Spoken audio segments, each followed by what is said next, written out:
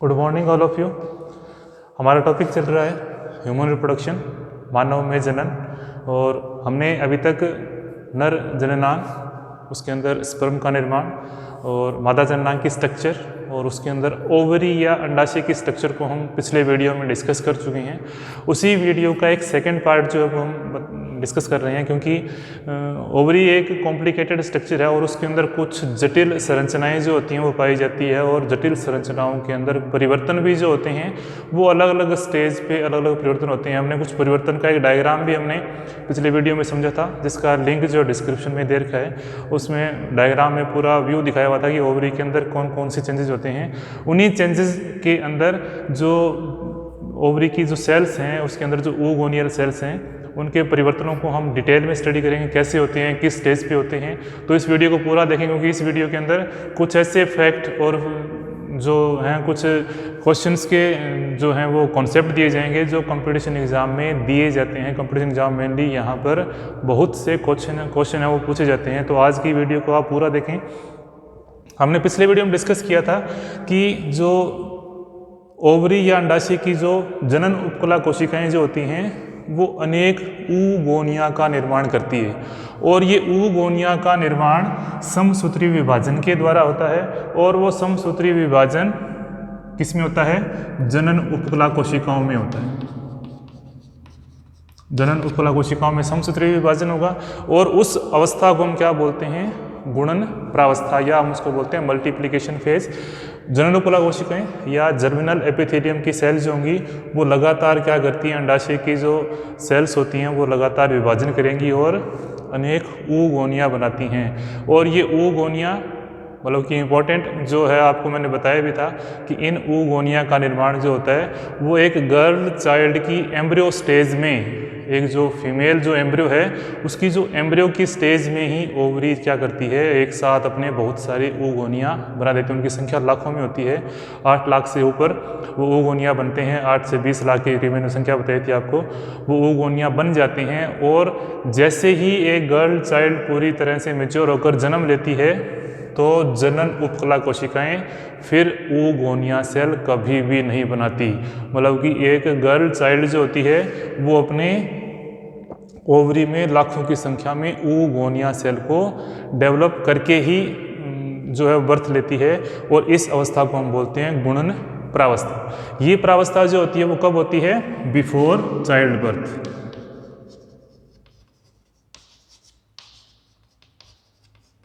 बच्चे के जन्म से पहले ही क्या होता है? गर्ल चाइल्ड के जन्म से पहले ही ये माइटोसिस के लाखों की संख्या में, मिलियंस की संख्या में जो होती हैं वो यहाँ पर oogonia बन जाते हैं।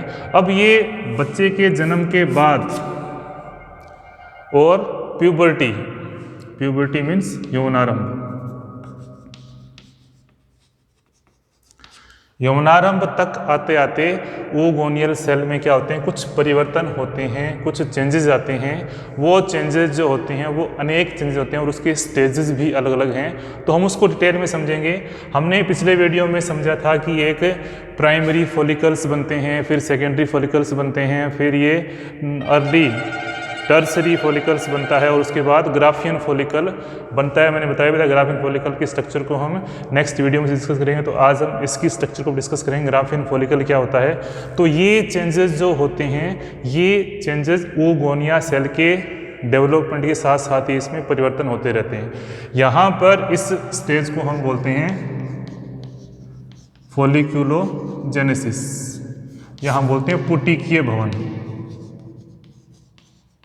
मतलब कि उसके चारों ओर फॉलिकल्स का निर्माण होना, oogonal सेल के चारों ओर फॉलिकल का निर्माण होना, उसे हम पुटिकीय भवन बोलते हैं। पुटिकीय भवन से पहले मतलब कि इसके अंदर दो परिवर्तन होते हैं। एक तो एग सेल जो oogonal सेल है वो ओवम में बदलती है, एग सेल में बदलती है, और उसके पैरेलल उस oogonia सेल के चारों ओर कुछ फैट या प्रोटीन की जो लेयर होती है वो उसके चारों ओर बनना स्टार्ट हो जाती है, जिनको हम कणिकीय कोशिकाएं बोलते हैं। वो धीरे धीरे उसके चारों ओर लेयर बनाने शुरू कर देती है। तो फैट का यदि जमाव होता है तो वो हायर ऑर्गेनिज्म है। हायर ऑर्गेनिज्म में या उच्च जंतुओं में जैसे ह्यूमंस या दूसरे जो हायर कोऑर्डिनेट्स हैं उसके अंदर होता है। प्रोटीन का यदि जमाव होता है तो वो लोअर ऑर्गेनिज्म है, नॉन कोऑर्डिनेट्स। तो फैट का जमाव होता है, हम ह्यूमन रिप्रोडक्शन पढ़ रहे हैं तो ह्यूमंस के अंदर किसका जमाव होता है, पुटिकीय भवन या फॉलिक्यूलोजेनेसिस का निर्माण किसका होता है, फैट का ही होता है। तो फैट का निर्माण होता है। तो यहाँ पर यदि हम इसको मोटे रूप से डिस्कस करें या हम इसको डिटेल में स्टडी करें तो यहाँ पर एक oogonia सेल में दो तरह के परिवर्तन होते हैं, जिसको हम बोलते हैं पूर्व पित्तकीय अवस्था और दूसरा होता है पित्तकीय अवस्था। इसको बोलते हैं pre vitelline stage.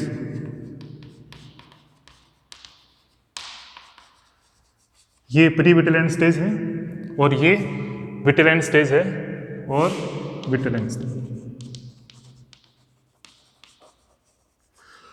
Pre vitelline stage का मतलब ये जो oogonia सेल है, मैंने आपको बताया था कि ये चाइल्ड जन्म से पहले ही, जन्म गर्ल चाइल्ड जब एम्ब्रियो स्टेज में होती है तो उसमें बन जाते हैं और उसके बाद उसमें कोई परिवर्तन नहीं होते। उसके बाद oogonia सेल जो होती है वो बच्चे के जन्म के साथ ही ओवरी में लाखों की संख्या में oogonia सेल होते हैं। उस oogonia सेल में क्या होते हैं, कुछ परिवर्तन होते हैं, उसको बोलते हैं हम पूर्व पित्तकीय अवस्था।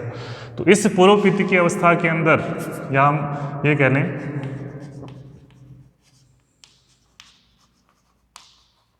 अवस्था में दो तरह के परिवर्तन होते हैं। एक को हम बोलते हैं न्यूक्लियर चेंजेस या केंद्रकीय परिवर्तन,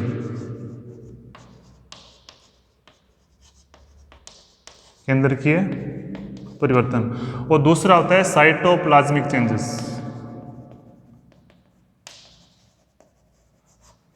कोशिका द्रव्य परिवर्तन।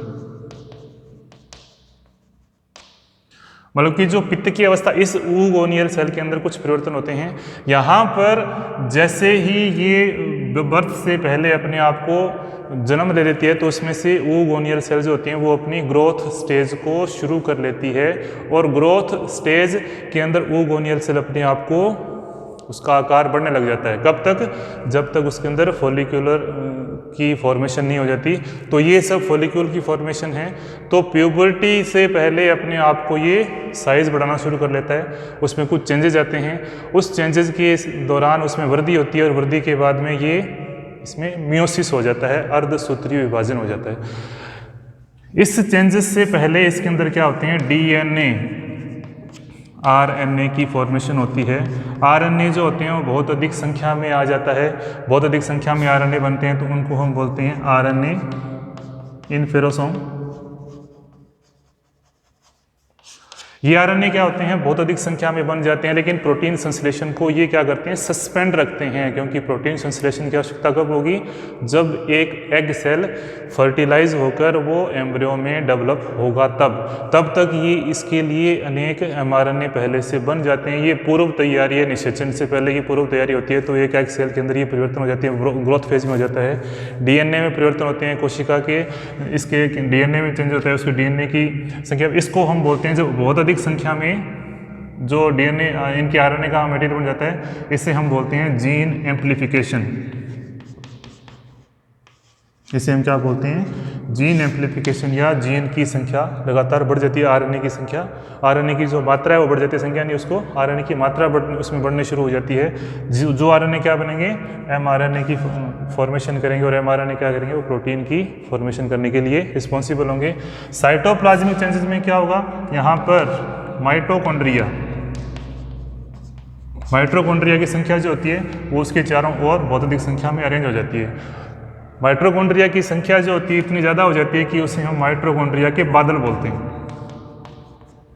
मोस्ट इंपोर्टेंट पूछा जाता है बहुत बार, माइटोकॉन्ड्रिया के बादल या माइटोकॉन्ड्रियन क्लाउड, माइटोकॉन्ड्रियल क्लाउड बोलते हैं, माइटोकॉन्ड्रियल बादल बोलते हैं। तो ये अवस्था जो होती है पित्त की अवस्था के पहले की अवस्था होती है, और वृद्धि प्रावस्था के बाद तो उसमें परिपक्वन हो रहा होता है, उस समय ये स्टेज है वो शुरू हो जाती है। इसमें क्या होता है, मियोसिस होता है, मतलब कि गुणनखंड प्रावस्था, जो गुणन प्रावस्था है वो एम्ब्रियो स्टेज में हो जाती है।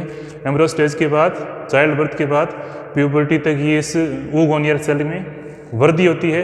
वृद्धि के दौरान कुछ परिवर्तन होते हैं और जब वृद्धि पूरी हो जाती है तो उसमें मैच्योरेशन स्टार्ट होता है। मैच्योरेशन का मतलब उसमें अर्धसूत्री विभाजन फर्स्ट और अर्धसूत्री विभाजन सेकंड होंगे। जैसे हमने स्पर्मेटोगोनिया बना था, अर्धसूत्री विभाजन फर्स्ट और अर्धसूत्री विभाजन सेकंड। ग्रोथ फेज जब पूरी हो जाती है तो उस oocyte को oogonia जो होती है वो प्राइमरी oocyte में बदल जाती है। ये प्राइमरी oocyte जो होती है ये अर्धसूत्री विभाजन प्रथम और अर्धसूत्री विभाजन सेकंड जब इसमें होगा तो अर्धसूत्री विभाजन फर्स्ट के दौरान जो स्टेजेस आती हैं जिनको हम कहते हैं, कौन कौन से स्टेज पढ़ते हैं अर्धसूत्री विभाजन फर्स्ट के अंदर, याद आ रहा होगा 11th क्लास में पढ़ा था अपन ने, परिपक्वन विभाजन जो होता है इसका,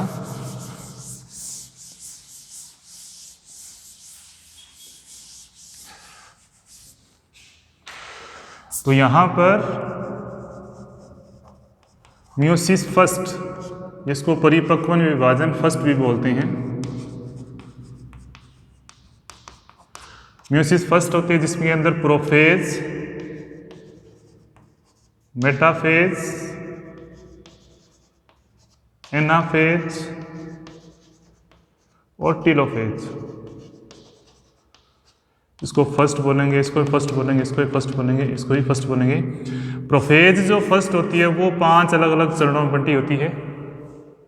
प्रोफेज फर्स्ट, जिसको हम रिडक्शन डिवीजन या न्यूनकारी विभाजन भी बोलते हैं। इसमें क्या होगा, लेप्टोटीन, जाइगोटीन, पेकाइटीन, डिप्लोटीन और डाइकाइनेसिस। ये प्रोफेज फर्स्ट की मियोसिस फर्स्ट है। तो ये अर्धसूत्री विभाजन फर्स्ट जो होता है वो पूरा नहीं होता। पूरा होने का मतलब ये है कि अर्धसूत्री विभाजन फर्स्ट पूरा न होकर इस पेकाइटिन स्टेज पर आकर रुक जाता है, या हम ये कहें कि पेकाइटिन स्टेज पर आकर ये अपने आप को क्या कर लेती है, अरेस्ट कर लेती है, यहाँ पर उसको रोक लेती है। रोकने का मतलब ये इंतज़ार करती है फॉलिकुलर स्टिमुलेटिंग हार्मोन, पुटिकीय उत्तेजक हार्मोन, फॉलिकुलर उसका इंतजार करती है। तब तक ये क्या करती है, अपने आप को ये प्यूबर्टी का वेट करती है। प्यूबर्टी तक ये स्टेज जो होती है वो यहाँ पर अपने आप को वेट करती है। अब उसी दौरान क्या होता है, फॉलिकुलर स्टिमुलेटिंग हार्मोन जब स्टिमुलेट होता जाता है तो उसकी पित्तिकीय अवस्था भी पैरेलल रूप से चलती चली जाती है। तो जो oogonia सेल जो होती है वो oogonia सेल अपने चारों ओर पुटिकीय कोशिकाएं बनाती है। जो फैट जो उसके चारों ओर जमा होगा, उसके चारों ओर फैट जमा होता चला जाएगा, वो ग्रेनुलर कोशिकाएं होंगी और धीरे धीरे उसके चारों ओर लेयर बनना स्टार्ट हो जाएगी। उसे हम बोलते हैं जोना पेलुसिडा। जोना पेलुसिडा के चारों ओर ग्रेन्यूल्स कोशिकाएं या कणी कोशिकाएं होती हैं, जो धीरे धीरे उसकी संख्या बढ़ती चली जाएगी, क्योंकि जो एग सेल जो ओवरी है उसके अंदर जो फैट आएगी लीवर से जो ब्लड के द्वारा ट्रांसपोर्ट होगी उसको पिनोसाइटोसिस के द्वारा ग्रहण कर लिया जाएगा और वो ग्रेन्यूल्स के रूप में या इस प्रकार इनको कणिकीय कोशिकाएं जो होंगी वो लगातार इसके द्वारा इसके चारों ओर लेयर का निर्माण करेंगी और लेयर का निर्माण करते करते वो किसका बनाएगी, सेकेंडरी फॉलिकल्स का निर्माण करेगी। मतलब कि किसका यहाँ पर तक आते आते है सेकेंडरी फॉलिकल्स का निर्माण कर लेगी। इसके बाद इसके अंदर अधिक मात्रा में एफएसएच का श्रवण होता है। अधिक मात्रा में क्या होगा, ये वो साइड जो होगी वो अधिक मात्रा में जब फॉलिक्यूल्स की फॉर्मेशन होती चली जाएगी तो बीच में एक कैविटी बन जाएगी और कैविटी जो होगी वो एग सेल को एक पेरिफेरली धकेलना शुरू कर देगी। उसे हम क्या बोलेंगे, एंट्रम। ये एंट्रम जो होगा वो और ज़्यादा मात्रा में बड़ा होता चला जाएगा और वो एक स्ट्रक्चर बने जिसको हम बोलते हैं ग्राफियन फॉलिकल। ये ग्राफियन फॉलिकल के अंदर अनेक स्टेजेस हैं, वो उसके अंदर अनेक चीज़ें हैं वो दिखाई देगी, हम उसको अलग से डिस्कस करेंगे। तो यहाँ पर प्रोफेज फर्स्ट परिपक्वन का विभाजन फर्स्ट जो होता है वो प्यूबर्टी तक आकर रुक जाता है, इसका विभाजन रुक जाता है। मतलब कि ये ग्रोथ फेज और मैच्योरेशन स्टेज के बीच की अवस्था में आकर अपने आप को अरेस्ट कर लेता है। और अरेस्ट स्टेज कौन सी होती है, सॉरी ये डिप्लोटीन होगा, पेकाइटिन नहीं होगा।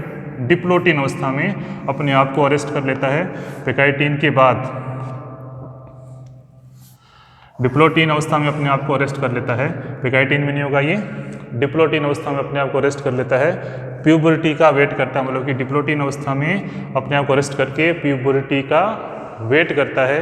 जब अधिक मात्रा में फॉलिकुलर स्टिमुलेटिंग हार्मोन का स्त्रवण होता है या अधिक मात्रा में जब ये प्यूबर्टी के समय इन हार्मोन का स्त्रवण शुरू हो जाता है तो ये प्रोफेज फर्स्ट जो होती है वो कंप्लीट हो जाती है और इसी दौरान ग्राफियन फॉलिकल का निर्माण भी हो जाता है। जब अधिक मात्रा में फॉलिकुलर स्टिमुलेटिंग हार्मोन का स्त्रवण होगा तो वो फॉलिकल्स का निर्माण करेगा और फॉलिकल्स जो होंगे वो क्या होंगे, पुटिकीय जो कोशिकाएं होंगी वो इस oocyte के चारों ओर जमा हो जाएगी।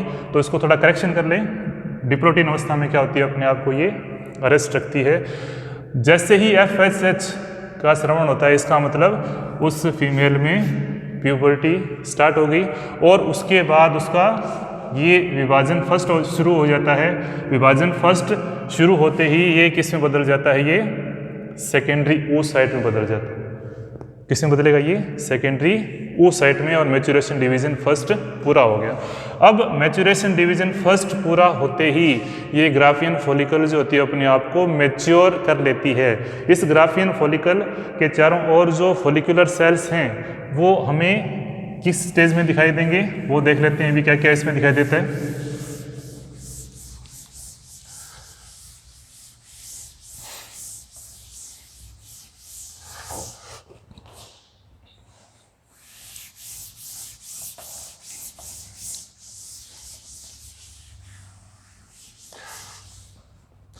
ये जो ग्राफियन फॉलिकल्स है, ग्राफियन फॉलिकल में ये सेकेंडरी oocyte अवस्था में है। सेकेंडरी oocyte मीन्स इसका मैच्योरेशन डिवीजन फर्स्ट है वो पूरा हो गया है और वो डिप्लोटिन स्टेज को पार कर गई है। इस दौरान जो पित्तकीय अवस्था है, पित्तकीय स्टेज भी पैरेलल चल रही है, तो एंट्रम जो होता है उसका साइज बड़ा होता चला जाता है और सेकेंडरी oocytes परिधि की ओर खिसकना शुरू हो जाती है।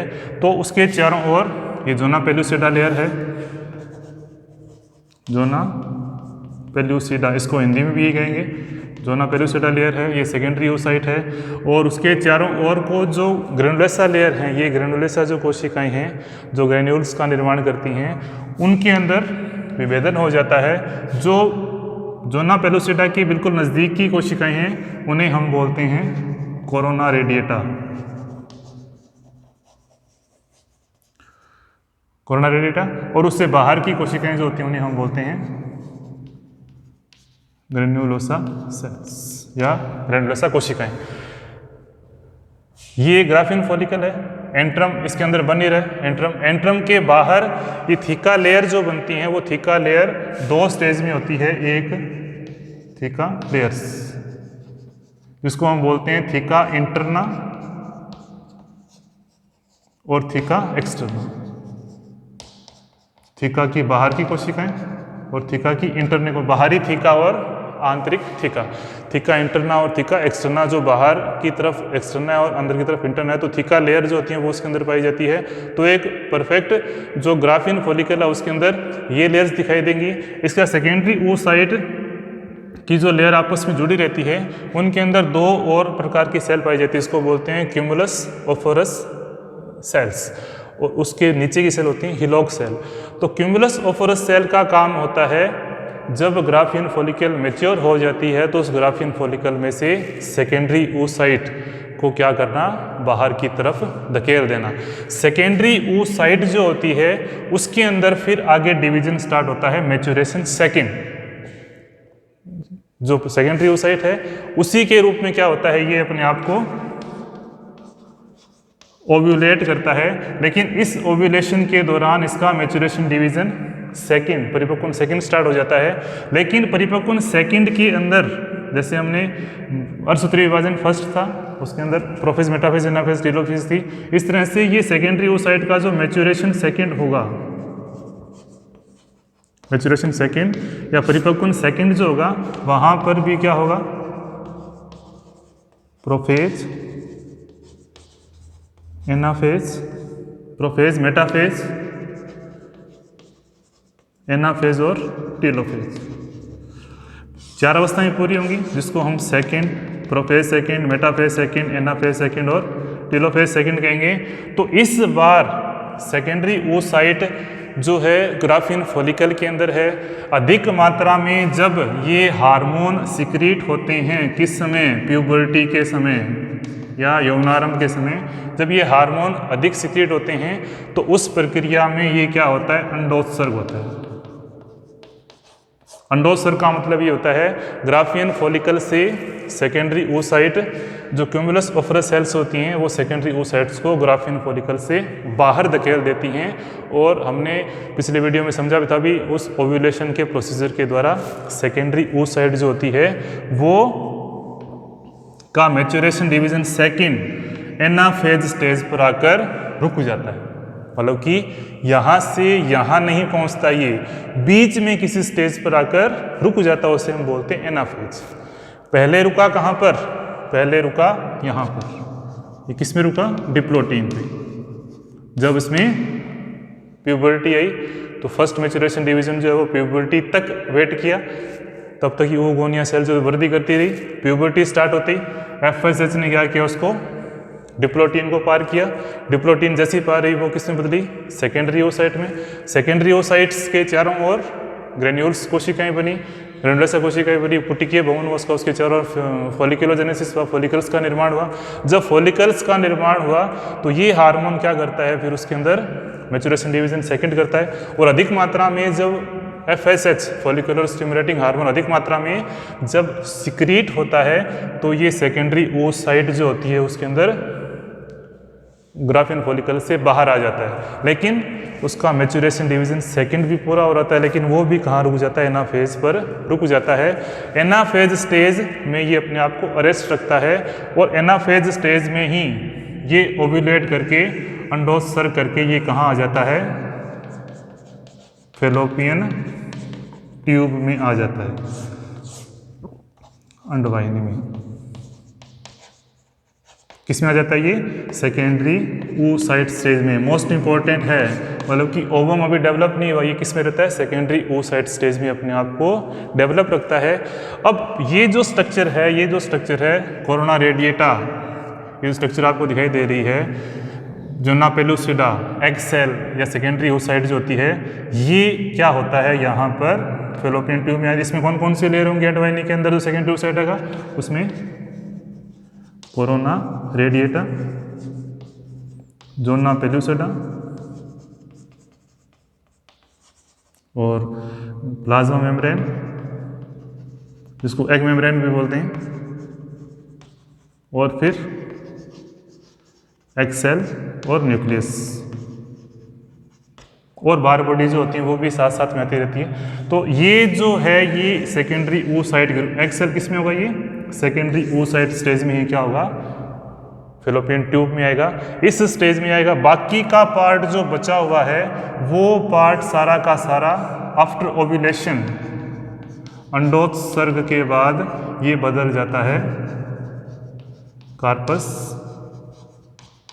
ल्यूटियम में। मतलब कि जब अंडोत्सर्ग हो जाता है, अंडोत्सर्ग के द्वारा जब बाहर निकल गया तो अंडोत्सर्ग के बाद जो ग्राफियन फॉलिकल है, ये ग्राफियन फॉलिकल जो होती है वो किस में बदल जाती है?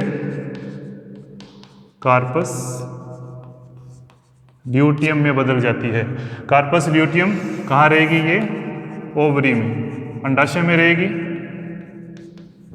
इसकी जो थीका लेयर है वो वहीं रहेगी, उसका अलग से रोल होगा। और बाकी का पार्ट जो होता है वो कहाँ आ जाता है? फैलोपियन ट्यूब में अंडोत्सर्ग के बाद। तो ये प्रोसीजर जो होता है वो एनाफेज तक इस सेल को वहाँ पर अरेस्ट रखता है। अब कार्पस ल्यूटियम और सेकेंडरी oocyte दोनों का भविष्य, दोनों का फ्यूचर डिपेंड करता है निषेचन पर। यदि निषेचन हो जाता है, निषेचन यदि हो जाता है, इंपॉर्टेंट है, यदि निषेचन हो जाता है तो सेकेंडरी oocyte जो होगी वो ओवम में बदल जाएगी। पूरी अंड कोशिका उसका विभाजन जो होगा वो पूरा होकर उसके दो केंद्रक बन जाएंगे, एक ओवम में बदल जाएगा और एक इसमें बदल जाएगा। इसमें विभाजन चल ही रहा है तो उसे दो बार बॉडी इसकी बनी आएगी और इसका भी एक बार बॉडी बनकर और एक एग सेल हैप्लॉइड न्यूक्लियस में बदल जाएगा। और कार्पस ल्यूटियम जो होगी वो सर्वाइव करेगी, एक तरह का ये फिर हार्मोन का स्रवण करेगी। कौन कौन सी हार्मोन का स्रवण करेगी हम उसको नेक्स्ट वीडियो में समझेंगे। कार्पस ल्यूटियम भी बचा रहेगा और सेकेंडरी oocyte किसमें बदल जाएगी? ओवम में बदल जाएगी। कब? यदि फैलोपियन ट्यूब के अंदर निषेचन हो जाता है, स्पर्म इससे फर्टिलाइज हो जाता है। अब यदि सेकेंडरी oocyte फर्टिलाइज नहीं होती है तो ये सेकेंडरी oocyte के रूप में ही क्या हो जाती है, फैलोपियन ट्यूब से नष्ट हो जाती है लगभग 24 आवर के बाद। फैलोपियन ट्यूब में आने के बाद ये 24 घंटे तक, 24 से 36 घंटे तक ये स्पर्म का वेट करती है, लेकिन उसके बाद यदि स्पर्म नहीं आते हैं 2 से 3, तो उसके बाद ये 2 से 3 दिन में क्या हो जाता है, वहाँ से डीजनरेट हो जाती है। कार्पस ल्यूटियम भी उस निषेचन का वेट करती है। निषेचन यदि नहीं होता है तो कार्पस ल्यूटियम भी किस में बदल जाती है, कार्पस एल्बिकन्स में। कार्पस एल्बिकन्स एक तरह की ये अवशेषी बॉडी है जो अंडाशय के द्वारा बाहर फेंक दी जाती है और वो फिर मेनेस्ट्रुअल साइकिल के द्वारा शरीर से बाहर त्याग दी जाती है। तो इस तरह से पूरा ये प्रोसीजर है। ये हर, इसका मतलब एक oogonia सेल जो होती है वो बनती है। अब यहाँ पर कुछ फैक्ट्स हैं जिसके अंदर ये है कि एक ओवरी से नेचुरली एक मेनेस्ट्रुअल साइकिल के अंदर एक ही ओवम का निर्माण होता है, वो अल्टरनेट होता है, एक बार लेफ्ट ओवरी से एक बार राइट ओवरी से। इस तरह से अल्टरनेट मंथ के अंदर ये ओवरी के द्वारा ओवम का निर्माण होता है और ओवम का निर्माण oogonia सेल से एक oogonial सेल जो होती हैं वो प्राइमरी oocyte में बदलती है और उसका फिर ग्रोथ होती है। मतलब कि सभी oogonial सेल अपने आप को ओवम नहीं बदलती, उसमें से एक ही oogonial सेल नेचुरली सिलेक्ट होती है और हार्मोन के ट्रीटमेंट के द्वारा, फॉलिकुलर स्टिमुलेटिंग हार्मोन बोलते हैं, इसमें एक हार्मोन और भी होता है ल्यूटिनाइजिंग हार्मोन। तो उन दोनों हार्मोन्स का रोल क्या होता है, किस प्रकार से होता है, हम उसको अलग सी वीडियो में समझेंगे। अभी तक ये समझ लेते हैं कि ये oogonia सेल जनन उपकला से बनी, जन्म तक ये बन गई, उसके बाद कोई ग्रोथ नहीं हुई, उसके बाद उसमें ग्रोथ स्टार्ट हुई एक के अंदर, एक oogonia सेल जो ओवरी के अंदर थी उसमें ग्रोथ स्टार्ट हुई, जो डिप्लोटीन को उसको अरेस्ट कर दिया, उसके बाद उसमें मैचुरेशन हुआ, मैचुरेशन में डिप्लोटीन में अरेस्ट हुआ, उसके बाद मैचुरेशन सेकंड हुआ, वो एनोफेज में अरेस्ट हुआ, निषेचन हुआ तो सेकेंडरी oocyte ओवम में बदलेगी, निषेचन नहीं हुआ तो वो खत्म हो जाएगी। ये जो ग्राफियन फॉलिकल है वो हार्मोन किसके द्वारा, फॉलिकुलर स्टिमुलेटिंग हार्मोन के सिक्रेशन के द्वारा सेकेंडरी oocyte को ही ओव्यूलेट करेगी, जो सेकेंडरी oocyte इस रूप में कहाँ आएगी, फैलोपियन ट्यूब में आएगी। निषेचन हो गया तो सेकेंडरी oocyte डेवलप होगा, वो कार्पस ल्यूटियम सर्वाइव करेगी, क्योंकि ग्राफियन फॉलिकल से बदल जाती है एंडोसर के बाद कार्पस ल्यूटियम में, और कार्पस ल्यूटियम निषेचन का वेट करता है। निषेचन यदि हो गया तो सर्वाइव कर, निषेचन यदि नहीं हुआ तो ये सेकेंडरी oocyte भी खत्म हो जाता है और कार्पस ल्यूटियम कार्पस एल्बिकन्स के रूप में बदलकर शरीर से बाहर डिजनरेट हो जाता है। तो एक तरह से ये एक पूरा ओवेरियन साइकिल है जो एक फीमेल लगभग प्यूबर्टी के बाद से लेकर मेनोपॉज तक लगातार उसमें प्रत्येक मेनेस्ट्रुअल साइकिल के द्वारा, प्रत्येक मासिक चक्र के द्वारा उसमें ओवम की फॉर्मेशन होती है और oogonia के द्वारा एक ही बार में एक ही ओवम बनता है। तो आज के लिए हमारा इतना ही है टॉपिक। यदि इस वीडियो को पसंद आया है और इसमें कुछ फैक्ट्स यदि आपको पसंद आए तो वीडियो को लाइक करें और शेयर करें। नेक्स्ट जो होगा ये हार्मोनल कंट्रोल कैसे होते हैं, मतलब कि किस प्रकार फॉलिकल्स का निर्माण हार्मोन से कंट्रोल होता है, किस प्रकार FSH जो होते हैं वो ओव्यूलेशन को कंट्रोल करते हैं, किस प्रकार ग्राफियन फॉलिकल जो होती है वो इन हार्मोन्स को के बेसिस पे ओव्यूलेट करती है। तो हार्मोन्स का रोल पड़ेंगे और मेनेस्ट्रुअल साइकिल जो मोस्ट इंपॉर्टेंट है, NCERT के भी आप पर बहुत उसमें क्वेश्चन आते हैं। तो NCERT के अंदर एक ग्राफ दे रखा है, हार्मोन्स का लेवल कम या ज़्यादा होता है उसके अकॉर्डिंग ओव्यूलेशन कब होगा, मेनेस्ट्रुअल साइकिल के अकॉर्डिंग, और लास्ट में मेंसेस कब होगा, तो वो सब हम डिटेल में पढ़ेंगे समझेंगे। आज के लिए इतना ही, धन्यवाद।